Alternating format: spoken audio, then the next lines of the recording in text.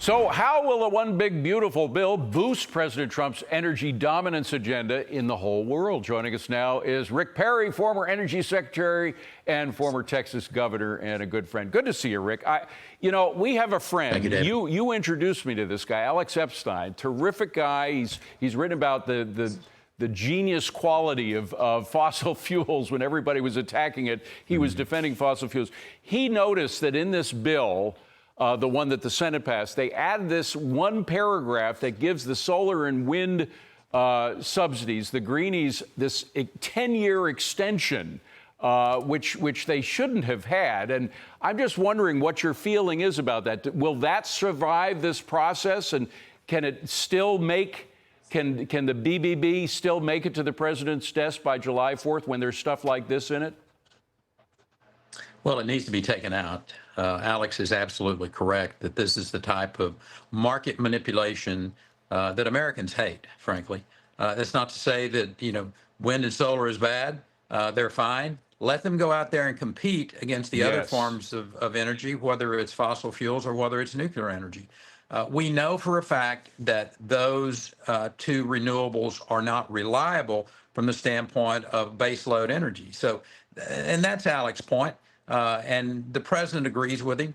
We need to let the American fossil fuel industry carry the day. Number one, it's done more to elevate people around the world than any other form of energy ever known to mankind, and will continue to do that so that the human condition can flourish. Fossil fuels will be a part of that, and nuclear, and that's going to happen in a hurry. But again, these both have been vilified by the left.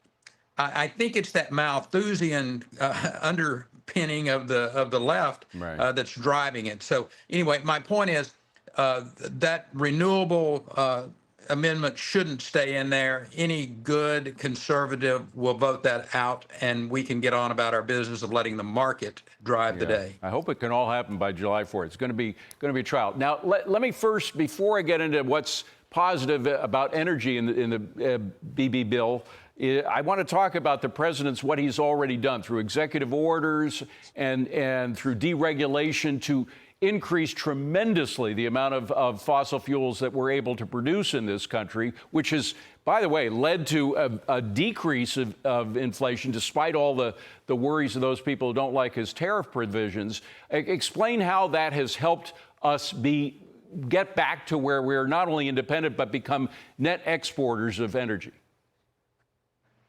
Well, one of the big problems that the previous administration put on us was this pause on LNG exports, our liquefied natural gas, which we are an abundant producer of. And the president saw that right off the bat, and he's allowing those permits to go forward. So you got great companies out there that are going to be exporting our LNG. That does two things. Number one, it's a job creator. It addresses the climate issue in some of the places that it transferred back to using old, dirty burning coal plants, and now they can be replaced with American clean burning natural gas. And they will know that they can count on us. They don't have to count on the Russians. They don't have to count on countries that don't have their best interest in mind. They can count on America. And that's the biggest, I think, change, if you will. That, and just basically the president stands up and says, look, American energy is what will drive our economic resurgence.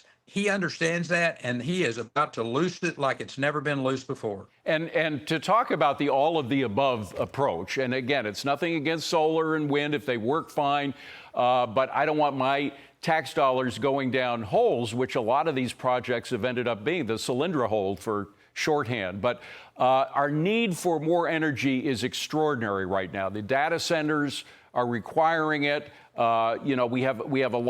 We need stable grids, which we don't have right now, energy grids. That's where the fossil fuels come in, and nuclear. And the panhandle of your state of Texas is doing a lot right now. Is really the center of focus for creating these data centers. You know a lot about that. Tell us about it. Well, Fermi America was announced within the last week that we're going to build the largest AI-driven data center in the world. I mean, when you think about that, 11 gigawatts of power when this is fully built out. I mean, that is a stunning amount of power. That's more than Manhattan uses in a year, right there in one place. But that's the type of energy that we're going to have to win the AI race. The president has clearly said we're in a race for our lifetime, and we've got to win it. And to win it, you have to have fossil fuels and nuclear power as your base load. That's end of story. And this place is going to essentially provide all of that. You're going to have both fossil fuel powered energy and nuclear powered energy, correct? Yeah, and listen, we've got renewable up in that part of the world as well, but that's not going to be the real driver for this. When you start talking about the amounts of 11 gigawatts of power, this is a massive amount of power to be able to drive that type of a data center. Again, this is the perfect site in the world. I know I'm biased about Texas, but this is next door to Pantex, where they've been dealing with nuclear materials for the last 50 years. It has two 42-inch pipelines, gas pipelines by it. It has a major digital network that goes through the middle of it. It's got an interstate highway, rail line, and an airport. It is the perfect site in the world to build a data center, and nobody can do it like Texas. Governor Abbott and the legislators have made sure that our tax and regulatory and legal system is one that says, come on down to Texas and you can keep more of what you work for. And you know what? Nobody can fast track it on the federal level to make sure that the regulations don't get in the way that like Donald Trump can, because he's a builder. He knows how to fast track those projects. We got to leave it there, but so much more to talk about. Rick Perry, great to see you. Have a wonderful Independence Day. God bless you.